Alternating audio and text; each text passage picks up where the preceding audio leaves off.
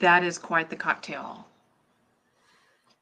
So the next question is going to get to the process of what rebuilding actually looks like. But I want to have sort of a question right in the middle of Okay. that is, do you remember sort of what it was like to be in the middle of that swirling storm? Could Yeah. you give us just a little glimpse of that? Yes.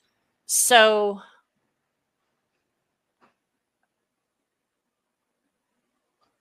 I was functioning in fog. People, like a neighbor just told me the other day, I was just amazed at how composed you were. Well, I was always composed. That actually was part of the problem.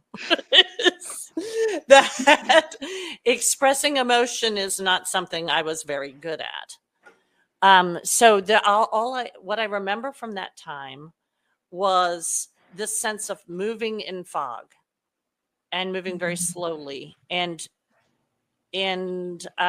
two things came to me before I came up with the whole quadrant process.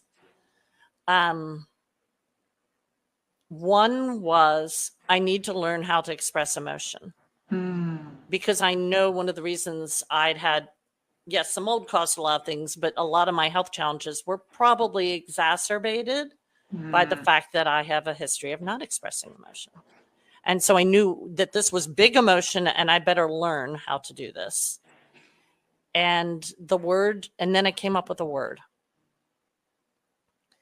And the word was grace.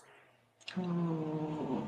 And so I would just say that to myself over and over and over again to pay attention to the emotions, to find opportunities to cry, not something I was very good at, to figure out what does my body need? What do I need? Grace. Yeah. And it was everything from practical things like, how am I going to get the trash out to the street? I love how you're expanding grace, because mostly when we hear grace, it's sort of in this really religious-y, churchy context. And I hear you taking the word grace and just opening it up and just saying this is about grace and space for yourself and for your own well-being. Yes. And so that really, I almost said that when I shared the word. I'm glad you called that out, because you hear the word grace. If you've spent time in the Christian church, you think amazing grace, right? That's what you think. I'm a church musician. Of course, that's what I think.